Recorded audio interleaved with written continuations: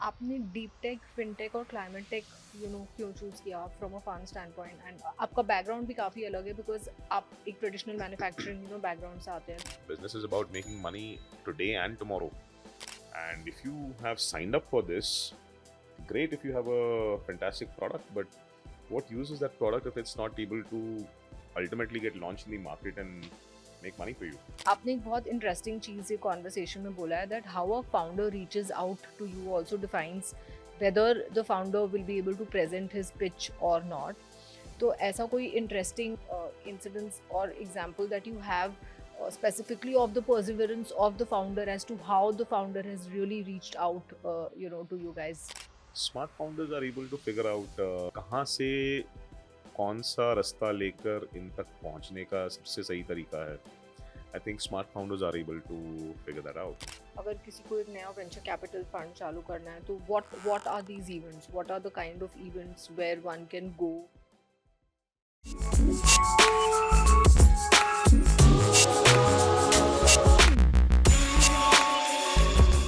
My guest for today's episode is Ankit Kedia. He's the founder of Capital A, which is a venture capital fund focusing on early stage deals. Ankit, welcome to Game Room. Thanks for taking out time.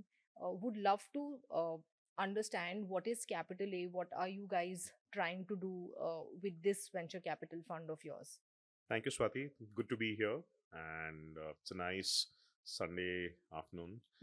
Uh, Capitally was founded in 2021, and it's an early stage VC fund, $30 million fund, largely focused on building the portfolio of investments into deep tech, climate tech, and fintech. Idea is to find opportunities to invest where we can build meaningful businesses, have a large addressable market, and there's some path to revenue, scale, and eventually profitability. Based in Bangalore, right in the middle of all the startup action. That's what we are trying to build at Capital A. So, what do you classify as deep tech? Because my understanding is deep tech also as an industry is very very nascent, in India. So, realistically, how do you distinguish that a company is a deep tech company? You're right. Deep tech as a subject, it is quite expansive in nature. And deep tech can also have overlaps with climate. It can also have a lot of different angles to it. For us, deep tech, I think, or for us, we define deep tech as anything which has a combination of engineering and science to it. And when we invest, we also look for something that is something unique that they are trying to do, something innovative that they are trying to do in order for it to be qualified as a deep tech investment. So combination of science, technology, and of course a typical startup angle to the investment. For example, we think that a company that we invested in, Urja Energy. Now, that's an analytics company which is into simulating the performance of a battery without the actual physical battery itself. So, to combine maths and physics and build a model around it, and to simulate some of these, modules to arrive at a conclusion whether a particular battery will withstand the range of that vehicle. Will it be able to run the claim that the OEM is trying to make? So to do all of this without the physical uh, battery itself, it's it's that's a deep tech investment that we've done. Another angle could be, if deep tech is used in manufacturing. Gone are the days of industry 4.0. People are graduating to 5.0 now, and there is this company which makes micro manufacturing. आज अगर आप किसी contract contract manufacturers के पास जाते हो और आप बोलते हो कि मुझे इस दवाई की एक यू नो 1,000 बॉटल चाहिए, it's very very difficult because Large contract manufacturers have MOQs, or minimum order quantity. They have a certain formulation, they have a certain style of purchasing, their supply chain is set. And for someone who has a unique idea and wants to develop a small batch, it's very difficult to, sort of qualify for all of these prerequisites. So this company called Lumis, which we invested, great set of founders, they have a micro manufacturing setup, size of an ATM machine, as small as an ATM machine.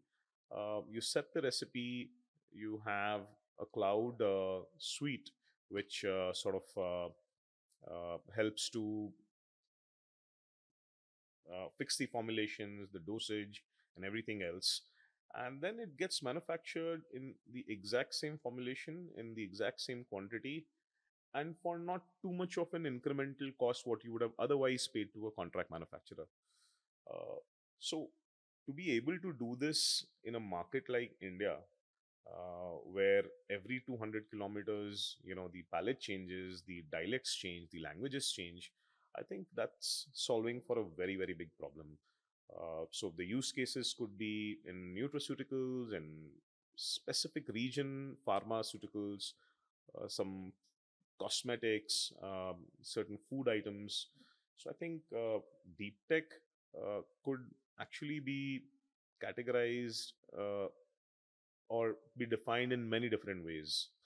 Quantum computing is another very large area where people, while it has existed for a long time, but the use cases have only started to pop up now. What is quantum computing? Uh, Quantum computing, again, basically large sets of unstructured data, and to organize that data and to process that data in a ridiculously micro amount of time as compared to all the other forms of technology or computers is basically quantum computing So you in very crude classify manners. that in deep tech. Of course. But then again, in the world of venture capital, in the or rather ruthless world of venture capital, quantum computing has not got the attention that it deserves. Not too much money has gone into it. I'm talking about specific to the Indian ecosystem. Globally, in the US and Europe, people are still trying to make strides into that area. But India may, so far, not too much money has poured into it. There are a few funds that have taken some bold bets, but only time will tell how far they are able to go. Similarly, space, drone, uh, you know, drone again has so many promising use cases. Uh, there was recently an episode on Shark Tank where a company actually was able to use these drones to do scanning of agricultural lands to determine yield, to determine the quality of the yield, to see whether the required uh, materials and fertilizers are available on that particular patch of land which they are focusing on, the soil quality, all of it which would have been otherwise done manually by people going into acres and acres of lands and scanning it manually. So I think anything which makes life simple by using science, engineering, technology, and giving it a bit of a tech angle basically falls into this entire category of deep tech. But आपने deep tech fintech और climate tech क्यों choose किया from a fun stand point and आपका background भी काफी अलग है because you come from manufacturing आपका बैकग्राउंड भी काफी अलग है बिकॉज आप एक ट्रेडिशनल मैन्युफैक्चरिंग बैकग्राउंड से आते हैं तो why these three sectors Great question. To be honest with you, the world of investing is very cyclic. इस साल अगर climate is the blue-eyed boy, next year it will be deep tech, उसके बाद fintech होगा, उसके बाद कुछ दूसरा आएगा. I think the buzzword amongst investors keeps changing year to year. Last year it was climate. Last couple of years it's been climate. Uh, but I'll first uh, take you through a small story before I go to my background. Uh, When we started Capital A in 2021, we picked up two sectors, fintech and climate. The reason to choose fintech was fintech has a slightly more evolved startup ecosystem in India with the folks like Razorpay and Paytm, PhonePay, bunch of payment gateways, bunch of lending companies, some great neo banking folks. So they have evolved over the last 10 years, last decade. Say they have done some amazing things, and we said let's go after something predictable where we know the ecosystem is evolved. There is a lot of material available to build thesis on. Let's try and figure out some niches in each of these subsectors. So fintech was a bit of our safe bet, so as to say. Climate, on the other hand, was a buzzword. But for us, given that we come from a very manufacturing heavy background and we've seen the nuances in manufacturing, we felt climate is definitely one angle where we could uh, explore the right opportunities. And when we started building thesis on climate, we started with EV, mobility, technologies of battery, chemistry, charging infrastructure, battery swapping, powertrains, motor designs, and graduated to uh, things like solar financing. Another company that I'm extremely excited about is a company called Ellipsol, which makes the power generation of solar panels uh, a lot more efficient. होता क्या है कि इतने सारे solar parks जो सैकड़ों एकड़ में लगे हुए हैं, अब उनकी एफिशिएंसी फिक्स्ड है. अब उस एफिशिएंसी को अगर आप and it's purely dependent on the sun rays. Logically, the panel faces the sun, and when sun rises from east to and sets in the west, the panels change direction according to the angle of the sun rays, and there is a whole lot of science involved in that. It's a mechanical function where the panels are changing now, and there's a cost involved. There is that there is a team of engineers that needs to operate in that park. And what these guys figured out is if they are able to build a reflector technology which would, in its same angle, are able to increase the efficiency of those solar panels by 20%, uh, the entire payback of those solar panels, which, by the way, there is enormous amount of money that goes into it, uh, that can be the payback could be faster. The efficiencies could lead to higher generation of power, thereby bringing the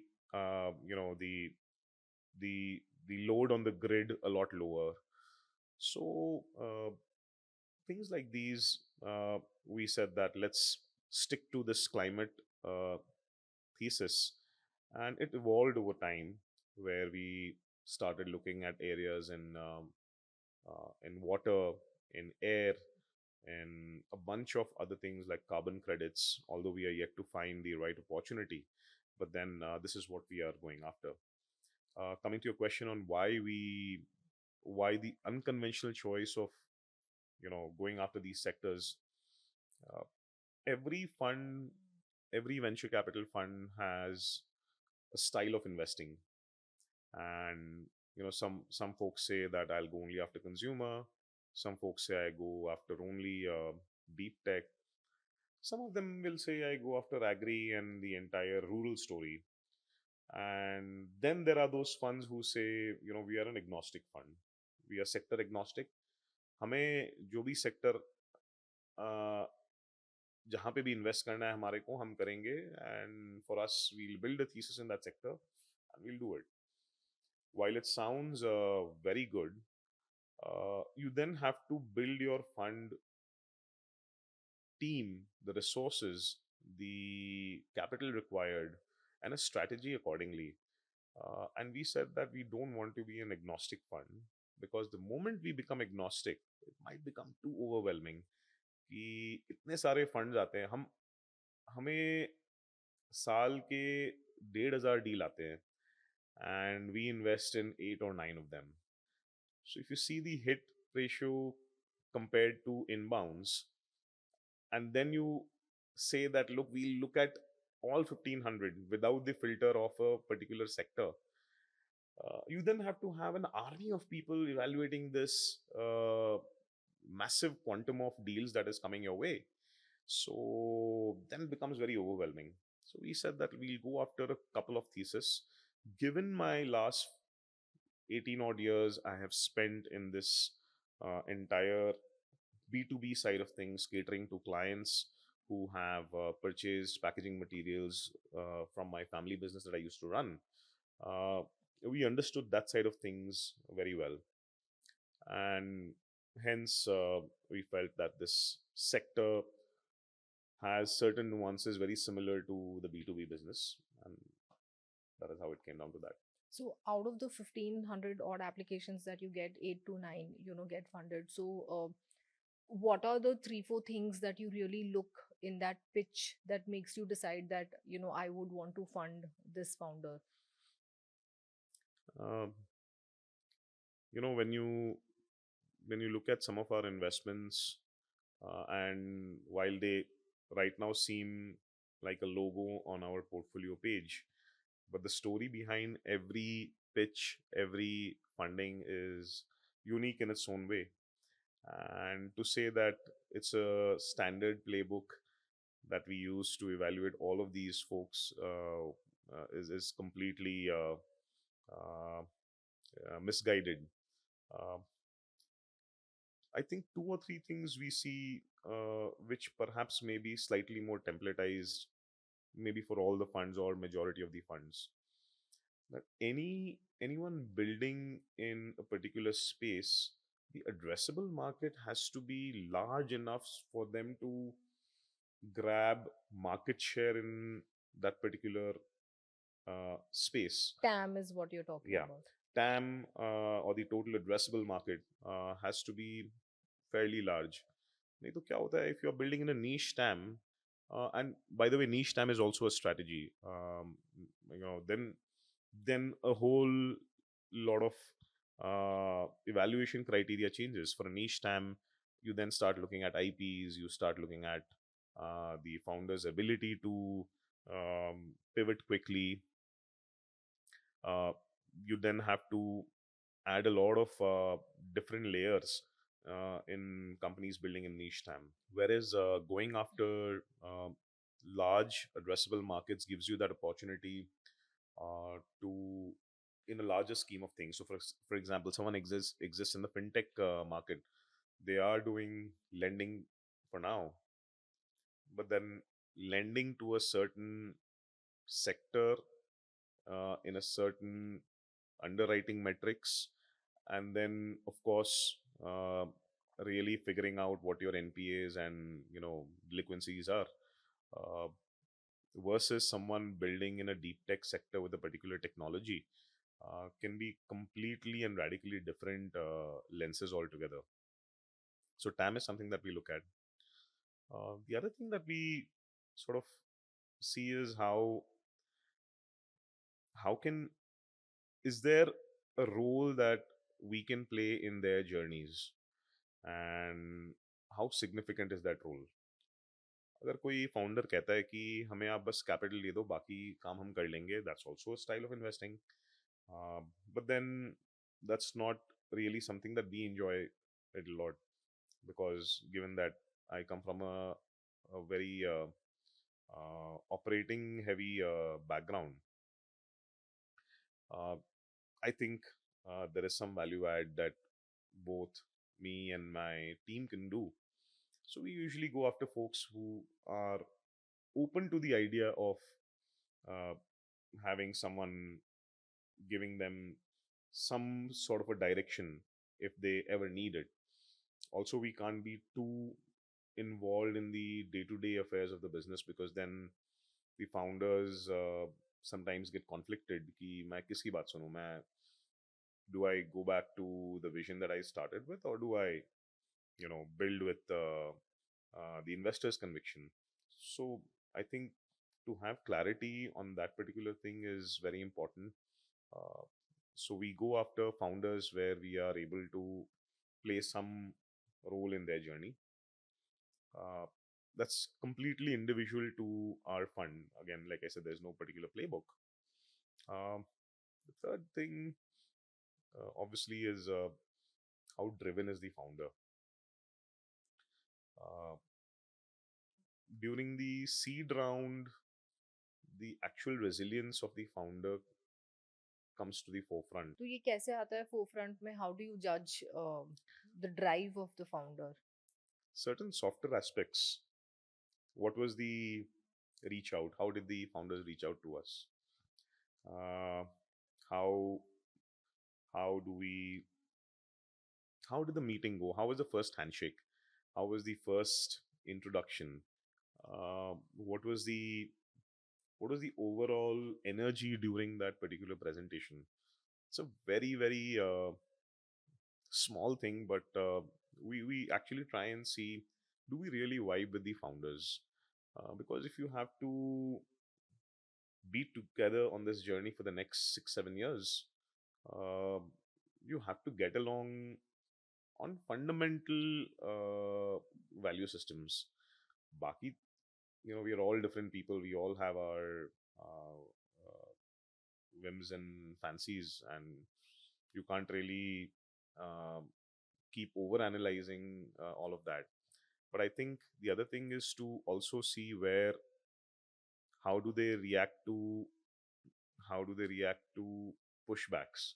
It could be certain negotiations on the term sheet.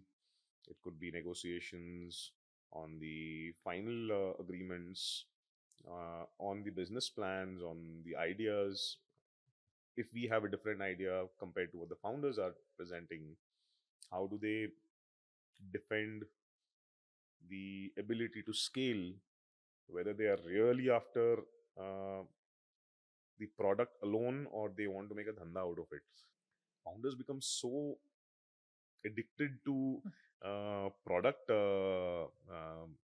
you know, conceptualizing and piloting and all of that, that they actually forget whether a particular concept will eventually make money for you or not, because that's why you're existing. Business is about making money today and tomorrow. And if you have signed up for this, great. If you have a fantastic product, but what use is that product if it's not able to ultimately get launched in the market and make money for you? So I think that's a fine balance that we try to strike between the founder and sometimes when we aren't able to uh, convey that message to the founders in our daily conversations, uh, we try different things. We try and see if we are able to make them have a conversation with some of our other founders, because घर की मुर्गी दाल बराबर. अगर आप रोज founder को आप कहोगे कि आप ऐसे करो या इस तरह से करो, कभी कभार they become immune to much gyaan also. And at times rightly so, because अगर आज कोई, and by no means I'm judging my younger founder friends, but to a 40-year-old founder, agar my 20-year-old analyst or associate gives him gyan how to run their business, in all humility he's going to say, fine, I heard you, but आप मुझे अगर सिखाओगे कि आप धंधा ऐसे ही करो और आप ऐसे करने से आपको ऐसा होगा, sometimes it might be a hit, but most of the time it will be a miss. And what is taught in college and what happens out there in reality is radically different. So I think uh, all of that uh, gets judged during the initial few approaches of the founders.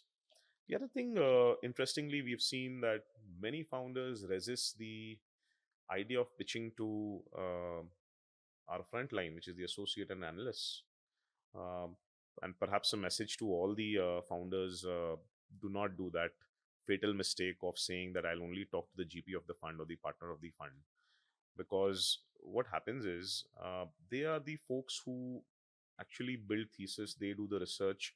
Um, they also are responsible internally for, you know, taking things to the investment committee for ultimate decision making. So having uh, having that resistance towards the frontline team becomes a bit of a irritant for us.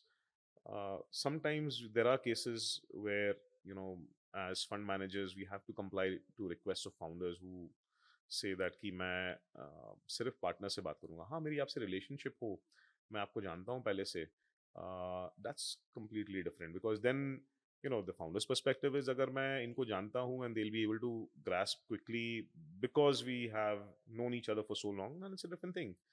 But to say कि नहीं मैं I don't want to waste my time. Fundraising is hard. VC is hard. Uh, Also, think of it this way, right? When a VC fund goes to their network of LPs to raise money for their fund, they also get rejected so many times. And I'm, by the way, I'm not saying that both are comparable at any level because for us as funds, we de-risk ourselves by investing in 20, 30 investments. The founders are only building that one, you know, But I think they also somewhere de-risk themselves by pitching to so many VCs. so many VCs, of Yeah. course. And that's why I say fundraising is hard. It's and you need that first yes to get the ball rolling, Yeah. and especially in the seed round, when especially if it's a very very disruptive idea or a potential to become disruptive, it may seem very unclear at the beginning. Who thought that today sitting here we can order food and it'll arrive in the next 25 minutes? आपने एक बहुत interesting चीज ये conversation में बोला है that how a founder reaches out to you also defines whether the founder will be able to present his pitch और not. तो ऐसा कोई इंटरेस्टिंग इंसिडेंट्स और example that you have specifically of the perseverance of the founder as to how the founder has really reached out to you guys. Uh, so far, I think we have we've had folks coming to us in all possible ways. There are reach outs through LinkedIn. There are reach outs through your network. But the ones that we uh, really go after very well is that comes through warm introductions within our network. Smart founders are able to figure out कि कहाँ से कौन सा रास्ता लेकर इन तक पहुंचने का सबसे सही तरीका है. I think smart founders are able to figure that out. There was this one set of founders, and I'll not can't name them unfortunately. Um, we got calls on one particular day from five different folks uh, pitching the uh, same presentation to us, and these were five distinctly different people from morning 8 a.m. perhaps till 5 p.m. We would have in every 2 hours we would have got it from different people, and separately on my social media channels and my team's social media channels. तो उसमें क्या हुआ कि sometimes there can be two reactions. A, it could come across as someone trying very hard to reach out to you, and uh, you can perceive it as desperation at times. I think for us it was a very positive experience where we said that hey, it drove curiosity. Wow. कि अगर पांच लोग अगर आपको कह रहे हैं कि यार आप इसको देखो, उस पांच में दो जन बोल रहे हैं कि यार मैं इन्वेस्टर हूं, तू देख एक बार just at least have a conversation with them. It drives curiosity. So did you eventually fund that? Yes, we did. We Oh, did. wow. And I think there is no shame in following up. There is no shame in reaching out. Absolutely something which till series A, uh, the grind of fundraising from your idea till series A is structured in a manner where it will involve a lot of uh, different means to reach out to the right set of investors. Series A के बाद क्या होता है, series A के बाद जो growth investors आते हैं, उसके बाद the ball gets rolling in through multiple people, because there are so many folks on the cap table, and they are able to add value by involving bankers, involving their own network of investors, HNIs, angel investors. But yeah, that was one very positive experience, and that also became a bit of a dichotomy for us ki agar if we start getting this approach daily, how do we filter out uh, you know which which investments to do? But I think there is a method around the madness. Regular deal flow meetings, focusing or prioritizing the ones that come through warm introductions, ultimately make it to the priority list. एक तो होता है कि founders approach करते हैं VCs को, but does the reverse also happen, that you identify very sharp founders, you believe in what they are doing, and the VCs are kind of chasing them, that we would want to put and money in you or back you up? Excellent question. And you know that's one enviable trait that any fund manager would like to imbibe.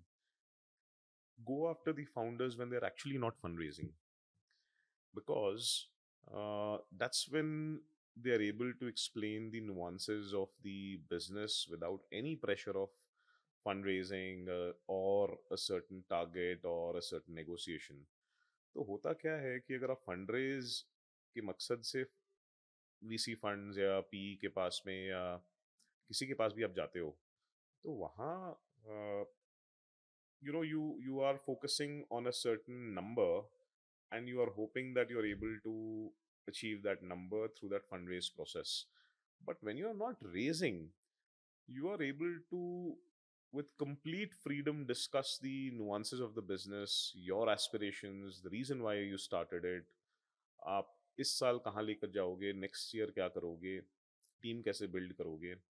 And that's when you come on the radar of some of the investors or the fund managers. The moment you come in the radar or in the you know in the know of the fund manager or the VC fund, uh, and start getting tracked, that's the right way to do a successful fundraise. In fact, we've also run workshops with founders where we've told them, look, uh, who are the folks who you want to go after? Who are the folks that you know when you are when you're selling in a classic selling style, you in the funnel you have a set of prospects, you have a set of suspects, uh, so suspects, prospects, and then finally the qualified leads. I think it's no different over here. uh, Having said that, we generally start tracking folks very early on, uh, various inbounds from academic institutions or folks who are looking to start a fresh innings after a successful professional career. अगर आप उनको वहाँ से conversation चालू होती है कि when they are just thinking about quitting their professional jobs and starting up on their own, uh, that's the one which we start tracking and we start going after them. The hit ratio continues to remain the same, but at least the probability of you winning that deal, क्योंकि आज के दिन India में हर हफ्ते एक fund की registry हो रही है. तो अगर आप अज्यूम करो कि साल के 60-70 फंड भी अगर रजिस्टर हो रही है, the competition to find the right deal, despite the fact that India has no more than 1.2 lakh startups right now registered under DPIIT, uh, उसके बावजूद भी finding the right opportunity to invest is the holy grail for any investor. So we also go after deals as much as folks go after. Uh, the the drive for it cannot be FOMO.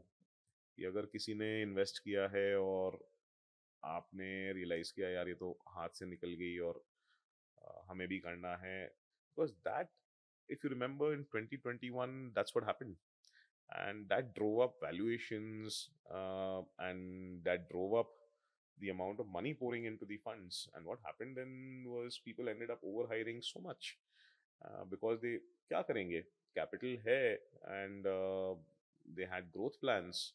And before the, the classic funding winter came in, people were going down that trajectory. So there have been cases where we have gone after deals, and also, at times we also get this feeling from certain founders that, look, while we love you, you love us. Uh, Maybe we are looking for an investor which knows this space a lot better. आज मेरे को consumer के बारे में, I have a bunch of startups in my angel portfolio for consumers, but as a fund we have a very we have clarity कि हम जाएंगे तो यही तीन सेक्टर के पीछे जाएंगे: क्लाइमेट, डीप टेक, फिनटेक। इसके अलावा हम और कुछ नहीं करेंगे। तो at times we are not the best investors for a consumer startup. Either they have to qualify for our angel portfolio, or we say that, look, this is not something that I can add value to. Clarity in that sense is very important. And we have seen that deals in the last 3 years, or last 2 years rather, uh, VC funds have developed the ability to let go of hot deals when they see that बहुत ज़्यादा competition हो रहा है, valuation is through the roof, and uh, unnecessary hyping हो रही है. uh, yeah, you win some, you lose some. So, Ankit, आपका जो background है, professional background before you started Capital A is very different, because a manufacturing company का culture, the way it works is very different than running a venture capital, and again working with early stage founders. Uh, so, what kind of skill sets you have built, for this shift? In fact, that's a question that I get asked a lot. That how did I graduate from the typical brick and mortar uh, system to the world of VC investments? And while the fundamentals of business remain the same, I think when I started in 2021, the first thing I realized is that there's a lot of unlearning to do. Whatever we learned in our manufacturing business, our definition of revenue, EBITDA, PAT, PAT की तो आप छोड़ो, अगर आप cash flow ही अगर manage कर लो early stage business में, तो बहुत बड़ी चीज है. And because because that's the nature of early stage investing and early stage businesses. No business gets profitable from day one. Yeah, there are cases exceptional, but कौन सी business आपको day one से revenue, day one से product, day one से profitability कहाँ होती है? कहीं नहीं होती है. एंड दैट नोशन ऑफ कि आपको तीनों चीज चाहिए, कि profit, revenue, scale from day one, is a misnomer. And that's something which took some time for me to learn, given the background that I came from our family business of packaging. We ran a company called Manjushri Technopack, which was backed by two private equity funds. And the first set of believers were Kedia Capital, and eventually we sold to another American private equity fund. So conventionally, and that's a business that had seen over 30, 40 summers, started by my father. So it had gone through its fair share of initial struggles and everything else. So over here, to meet a set of founders who are very tech savvy, uh, also a combination of tech savvy with a firm grip on financial discipline, that is a magical mix which we are trying to find. And quite honestly, so far, it's looking very promising. So, do you find founders who are tech savvy with mix of financial discipline as well? uh, आप बोलते हैं ना कि आप दिया लेकर अगर आप अंधेरे में जाओ तो मिल जाते हैं ऐसे, and we are very fortunate to be able to back such founders, but it honestly it takes some efforts, it takes some time. Certain times it also requires mentoring at a different level altogether. And we are not saying we are the best. We are very very open minded. We want to learn from our founders. There are certain nuances which we did not know exist, and now we are better investors, we are more informed, because we've surrounded ourselves with such founders. But I think financial discipline is something which has come under scrutiny a lot more recently, given so many incidents that have been reported in the media. But uske alawa, I feel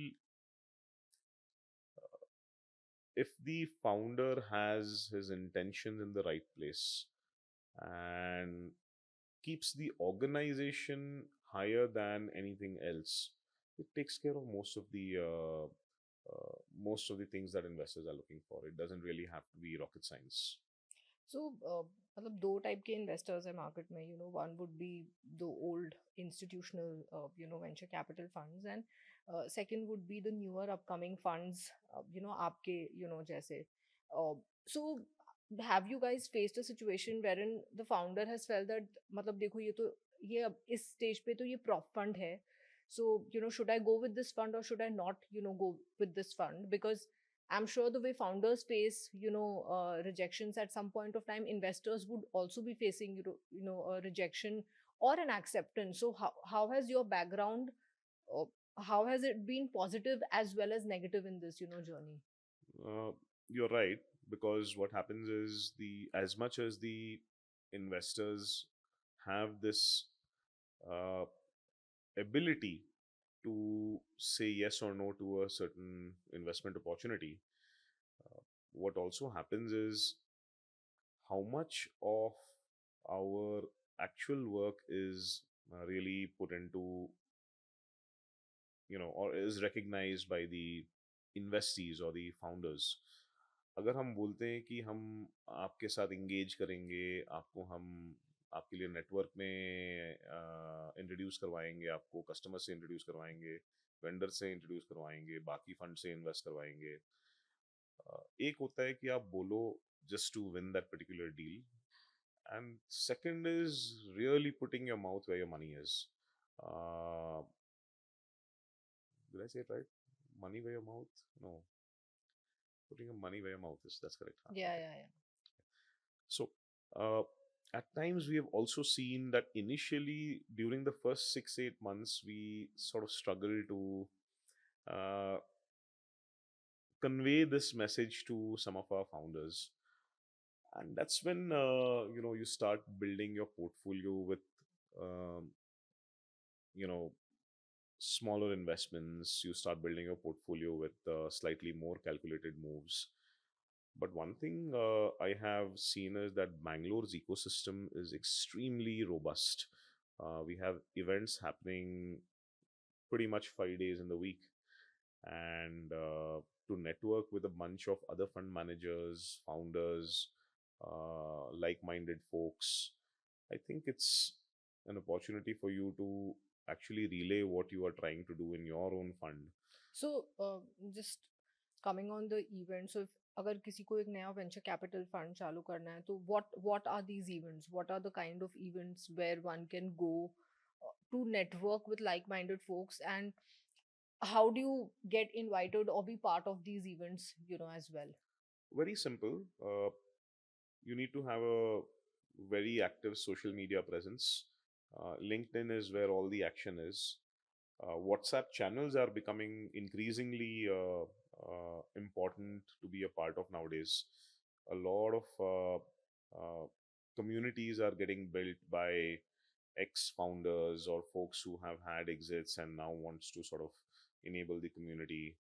uh, there are a lot of social media pages, a lot of media channels like Inc 42 and VCC Circle and the Signal, and a bunch of them keep track of all of these events and just be out there and just go there, even if you don't know. You'll not know anyone for the first event. You'll not know anyone for the second event. By the time you go for the third event, you'll see at least five familiar faces. So once you start seeing familiar faces, start striking conversation, they will introduce you to five other people. Uh, the ones that happen in a certain domain is the FinTech Summit or the LP Summit. There are various academic institutions, the IITs and the IIMs, which regularly hold some of these networking seminars. They have it all over their websites and social media handles. So it's not really rocket science to figure that out, but to go over there and to actually keep an outcome in mind from some of these meetings will be a lot more meaningful rather than just going over there and doing time pass. Because if you don't have anything of substance, because these are serious folks here, they are coming and actually trying to spend their precious 2 3 hours in the evenings, which they could have otherwise spent with their family, to come and discuss, uh, the entire VC ecosystem, the the startup ecosystem, what's the scene in the LP side of things. So yeah. So how open is the entire VC ecosystem to collaborate? Uh, is there only a tough competition, or there is collaboration in some shape or form as well? And I think that would be very relevant from your standpoint, because at some stage you would have been a new entrant to the entire ecosystem. Great question. It takes me back to our packaging business where we had so much stiff competition with all our other suppliers across the country. And the venture capital business is perhaps the only one where you end up both, actually, more often than not, you end up collaborating than competing, uh, because there are, after a certain point, your fund strategy is known to everyone. Your fund size is, of course, public information. How you deploy your thesis is more or less public information. So a lot of filters already get applied when investing in a certain opportunity. Uh, Say, for example, in climate, right? Climate may, if you aren't able to collaborate, a subject which is so new, a subject which needs a good amount of capital for any founders to build a meaningful business. On your own, it's very then difficult to say that, look, unless you have that size of a fund, आप ये नहीं बोल सकते हो कि I'm an early stage fund and I'll not collaborate with anyone. Uh, the very essence of a successful fundraise for any founders is able to get that right mix of an institutional capital, a bunch of strategic angels, and folks who know about the domain a little bit. So for that to happen, collaborations are required. Many funds are open to the idea of openly collaborating. There are a few funds who say, subject to these conditions, we will collaborate. And I think over time, working with many of these funds, you know where they will come in, where they will not. But for the greater good, it's always good to uh, keep your or balance your organization's interests as well as the ecosystem interests in mind. uh, I am also very keen to understand your view on the entire Indian manufacturing industry, and where do you see this going ahead? Manufacturing is something which, even if you see its contribution in the overall GDP of the country, the kind of opportunities we are getting right now. I mean, Apple is going to start making its phones in India. Uh, we have defense contracts springing up left, right, center. You have the space tech, just something which was restricted to ISRO and its allies, and has suddenly become uh, open to the world of startups. I think this is something which is going to go great guns. There is so many policies. There are so many policies which are trying to support the entire manufacturing sector. There are at national level, there are skill labs. There are government aided subsidies which are able to support the entire manufacturing sector. PLIs by in certain sectors is a great example of how the government wants the manufacturing sector to grow. What happens is, in the manufacturing sector is कि early stage में अगर आप invest कर लो, उसके बाद the subsequent rounds, because statistically speaking we have seen all the tech companies, all the fintech companies, or all the you know the blue-eyed boys of the VC worlds have raised millions and millions of dollars in VC capital. We haven't seen that yet in the manufacturing sector yet. Z Do you think that's going to come in the manufacturing sector, as There well? are some very promising news that it will definitely flourish. Zetwork is a unicorn. Until Zetwork came in the newspapers, people did not even know its existence. But today, it's the poster boy of a startup that's become unicorn with the manufacturing as a genesis. Similar to that, we have another company in our portfolio called Freegate, which does which does manufacturing on demand through a tech and a workflow tech. So manufacturing is not going to go anywhere.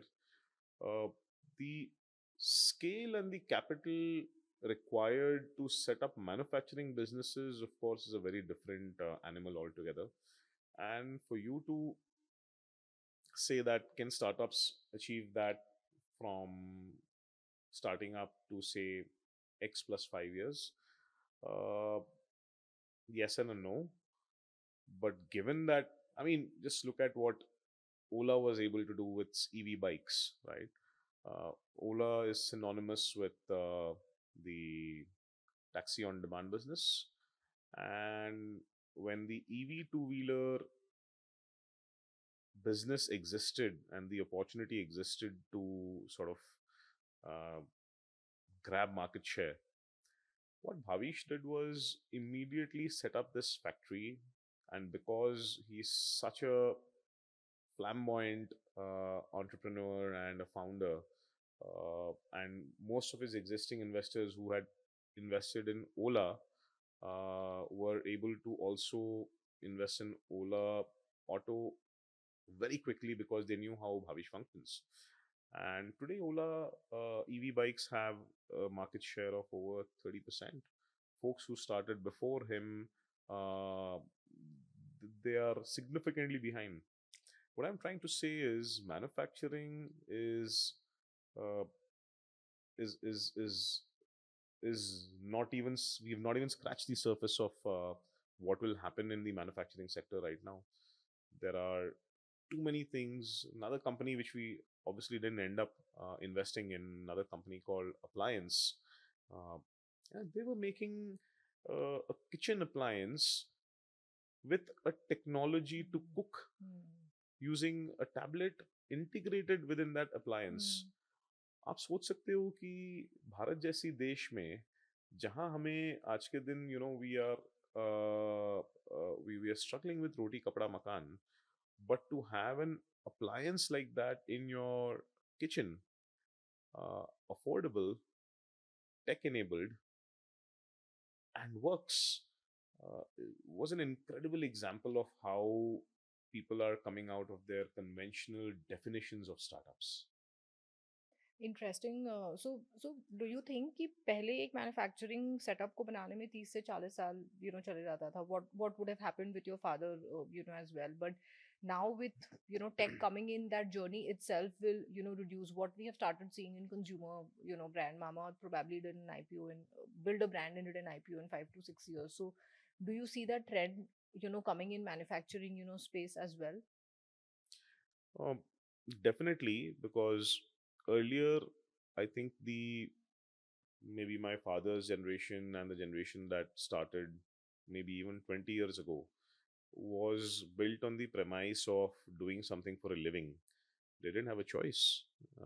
They had to do this for providing for themselves, for their families, and for their employees.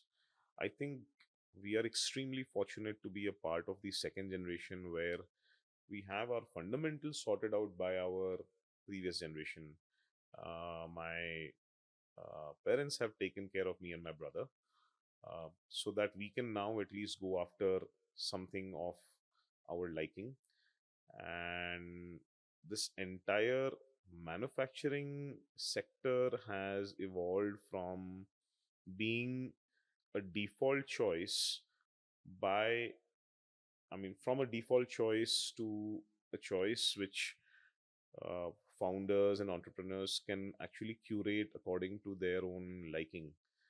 आज के दिन it's no longer needed that you need to hire 100 workers in your factory to run a factory.